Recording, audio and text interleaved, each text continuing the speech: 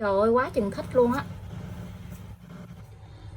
Xin chào cô bác, anh chị và các bạn. Hôm nay mình chia sẻ cách nướng bánh bông lan bằng bếp ga. Bánh hôm nay thì mình không cần phải dùng lò nướng nè, cũng không cần dùng máy đánh trứng nữa. Nhà cô bác anh chị nào chưa có lò nướng thì mình hãy nướng theo cách này. Cái bánh của mình mềm xốp, ngon quá chừng luôn. Cô bác anh chị và các bạn thấy thích thì cùng làm nha. Thành phần nguyên liệu thì ở đây mình chuẩn bị là 170g bột mì số 8, 65g đường. Nếu như cô bác thích ăn ngọt thì mình cho 75g cũng được. 100ml sữa tươi không đường. Mình cũng có thể thay thế cái sữa này bằng nước cốt dừa hoặc là da ua cũng được nha. 3 cái trứng gà, một tí xíu vani để cho cái bánh mình nó được thơm. 30g dầu ăn, 6g bột baking powder. Bột baking powder thì mình dùng loại bột baking powder này. Bột mì thì mình mua cái loại bột mì này. Cô bác anh chị mình đi mua bột á, mình coi ở bên sau lưng của cái bọc bột nè, người ta có ghi rõ cái hàm lượng protein của bột á. Mình mua bột thì hiệu nào cũng được hết, nhưng mà mình chọn cái loại bột nào mà có hàm lượng protein thấp thì cái bánh của mình nó mới nhẹ, nó mới xốp. Hôm nay thì mình dùng loại bột mì số 8. Thành phần nguyên liệu thì mình sẽ để bên dưới video trong phần mô tả để cho cô bác anh chị dễ chuẩn bị nha. Vì cái bánh này thì mình làm rất là nhanh luôn, mình không có cần phải đánh bột cho nên nó là mình đi chuẩn bị cái nồi trước để cho cái nồi nó nóng. Thì hôm nay thì mình dùng cái nồi này. Cái nồi này cái độ dày nó cũng rất là dày luôn. Thì cái nồi này thì mình sẽ để một cái dĩ dưới gì. Đây là cái đế á. Mình cho thêm một cái dĩ hấp nữa. Để tí nữa mình để cái khuôn nướng lên á, nó không có bị va chạm với cái đáy nồi. Mình không có để cái dĩ này khi mà mình nướng cái bánh của mình nó chưa có kịp chín thì nó bị khét với cái đáy á. Cái nồi của mình thì mình lót một cái đế ha. Mình cứ để cái gì cho nó cao cao lên là được. Cái này là một cái dĩ hấp nè. Tí xíu nữa thì mình sẽ để luôn cái khuôn nướng lên trên cái dĩ hấp gì. Tí nữa thì mình đổ bánh lên để mình nướng á. Thì mình làm nóng cái nồi trước thì mình sẽ cho một ly nước vô gì.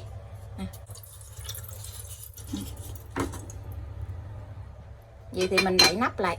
Mình đậy cái nắp cho nó kín lại á. Mình mở lửa lên. Khi mình chờ trộn bột thì cái nồi nước này nó sẽ nóng. Mà khi cái nồi của mình nó nóng lên rồi thì mình sẽ trộn bột xong. Thì cái nước ở trong này nó khô hết thì bắt đầu cái bánh của mình nó sẽ nướng. Lửa trung bình thôi á, để cho cái nồi này nó nóng. Cái khuôn nướng này thì mình chưa có để vô đâu. Mình cứ cho cái nồi này nó nóng thôi. Bây giờ thì mình sẽ đi trộn bột. Bột này thì trộn nhanh lắm. Mình cho trứng vào trong tô. Mình cho hết 3 cái trứng vô luôn. Trứng này mỗi một trứng là 60g, mình tính cải vỏ luôn. Cho tí xíu vani vô cho cái bánh của mình nó thơm. Có khoảng chừng một muỗng cà phê vani thôi. Thì mình đánh cho tan cái trứng này trước nha. Đánh khoảng chừng 2 phút để cho cái trứng này nó không có bị tanh. Mình đánh tan hết cái phần trứng này rồi mình cho dầu ăn vô.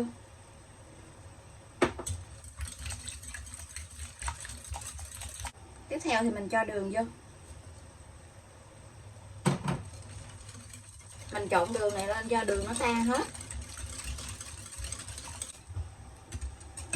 Khi cô bác anh chị mình thấy đường nó tan hết rồi thì mình sẽ cho sữa vô. Thì mình đánh thêm khoảng chừng 2 phút nữa. Rồi mình trộn cho nó đều á. Nếu như cô bác anh chị trộn không đều cái lòng trắng của nó còn thì khi mà mình nướng lên cái bánh của mình nó dễ bị chai lắm.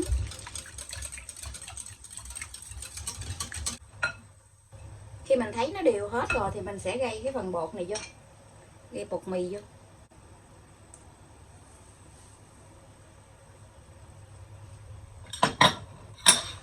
Mình cho luôn bột baking powder vô.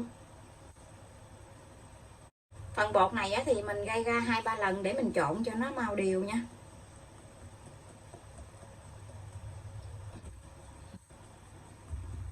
Mình trộn gì cái bột của mình nó không có bị gión cục á.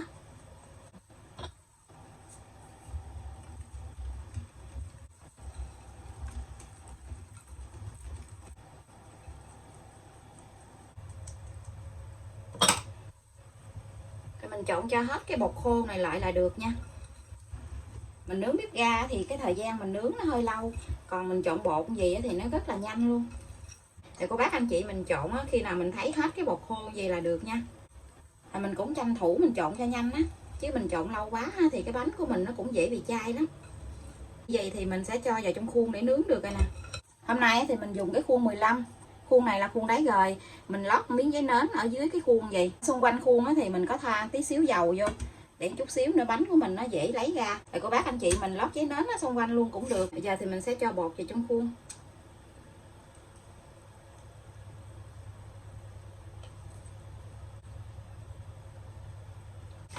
Mình lấy cái màng bọc thực phẩm mình đậy lên trên cái mặt khuôn vậy nè, để khi mình nướng thì cái mồ hôi của cái nắp nó không có bị rớt xuống dưới cái bánh. Mình đậy cho nó kín lại. Mình đậy kín lại vậy rồi mình lấy cây tăm mình xiên vài lỗ trên cái bọc gì nè.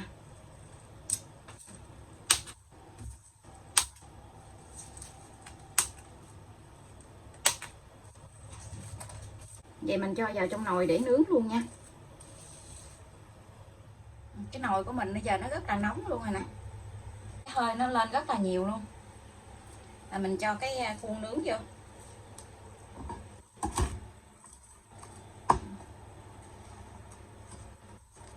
Giờ mình đậy nắp lại.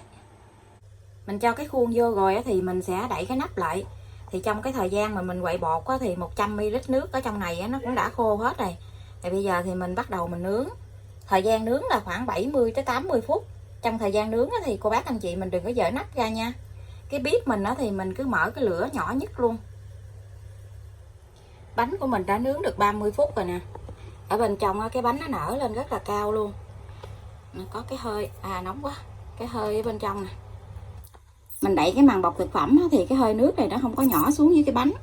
Cái nắp này nó có cái màu cho nên nó là mình không có thấy rõ bên trong nè, nhưng mà nhìn thấy cái bên trong cái bánh của mình nó nở lên rất là cao luôn.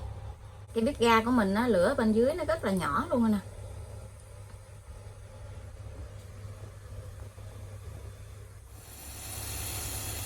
Cái nồi của mình bây giờ nó đã khô rồi, nhưng mà cái hơi ở bên trong nó còn nhiều á. Thì cái mồ hôi nó ở trên cái nắp nè, nó nhiễu xuống á, cô bác anh chị nghe xèo xèo không? Nó nhiễu xuống cái nồi nó khô rồi. Nó nghe xèo xèo á. Mồ hôi á cho nên nó không có thấy được cái bánh ở bên trong, nó nở lên cao rồi nè. Cô bác anh chị nhìn thấy không? Mình zoom lại gần cho cô bác anh chị nhìn. Nước nó chảy xuống với cái nồi nghe xèo xèo. Bánh nó nở đẹp quá chừng luôn, ở bên trong nó vàng luôn á. Nhiệt độ lửa của bếp ga thì cô bác cứ để nguyên cái nhiệt độ nhỏ luôn nha, đừng có tăng nhiệt độ lên.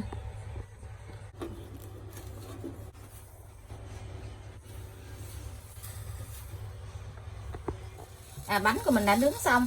Thời gian nướng của mình là 85 phút luôn. Lúc nãy thì 80 phút mình thấy còn nước ở trên cái nắp gì nè, cho nên nó là mình để thêm 5 phút nữa. Giờ thì mình tắt bếp. Mình tắt bếp xong rồi thì mình cứ để cái nắp như vậy, mình đừng có dở ra nha. Cô bác anh chị mình cứ để nguyên cái bánh ở trong nồi thêm 3 phút nữa thì mình hãy lấy ra. Mình lấy ra liền cái bánh mình nó bị sốc nhiệt nó dễ bị xẹp xuống Mình cứ để nguyên gì cũng giống như là mình nướng lò nướng vậy đó. Mình cứ để gì để cho nó xẹp xuống từ từ mà nó không có bị lõm cái mặt xuống. Sau 3 phút thì mình dỡ nắp, mình lấy cái bánh ra. Ồ, cái bánh nè, quá chừng ngon luôn.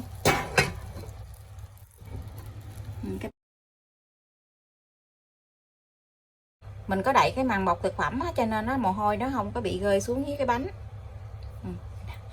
Quá chừng nóng lắm. Bây giờ thì mình sẽ lấy cái bánh ra ngoài luôn nha.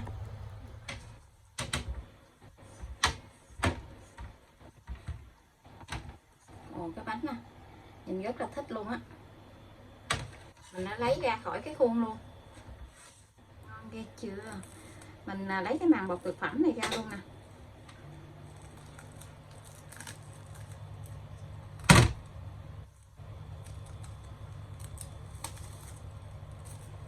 Ồ, cái bánh nó rất là xốp luôn. Nó núng nà núng nín rồi nè. Mặt bánh nó cũng vàng ươm mà. Mình lấy cái bánh ra luôn để cho cái bánh nó không có bị đọng mồ hôi nha. Mình lấy cây dao mình gọt ở bên hông vậy. nó còn rất là nóng luôn, nên cô bác anh chị mình cẩn thận, cái khuôn nó nóng lắm.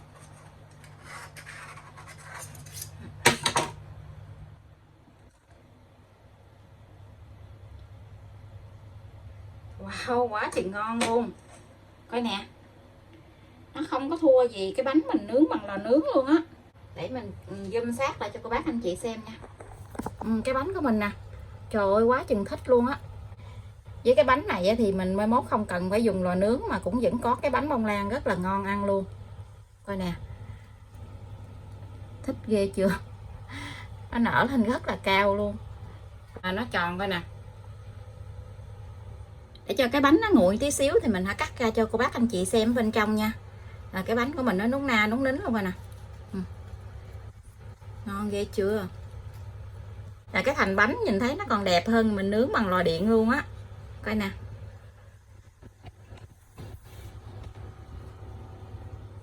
cái bánh của mình đã nguội rồi. Bây giờ thì mình sẽ cắt cái bánh ra cho cô bác anh chị xem nha. Mình để nguội rồi cái bánh của mình nó không có bị thắt eo nè, nó cũng không có bị lõm mặt luôn. Mình lấy cái dĩ này ra.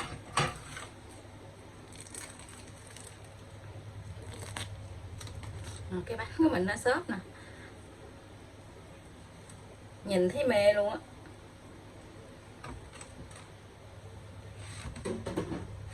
Cắt ra nha, coi bên trong nó xốp nó mềm như thế nào.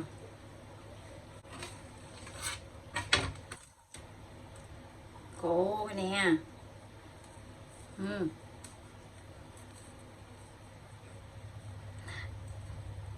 giống như cái mút luôn á, mê chưa.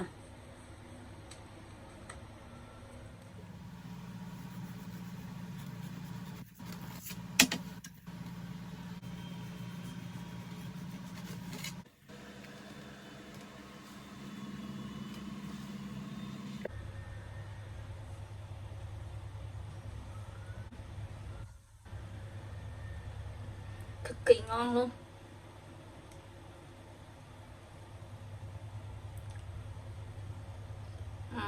Nó ngon quá chừng ngon luôn á. Cái độ đàn hồi của nó rất là tốt luôn. Cô bác anh chị và các bạn thấy thích thì cùng làm cho gia đình mình thưởng thức nha. Bây giờ thì mình xin chào tạm biệt, hẹn cô bác anh chị và các bạn lại video tiếp theo. Cảm ơn cô bác anh chị và các bạn đã xem video của mình. Xin chào và hẹn gặp lại.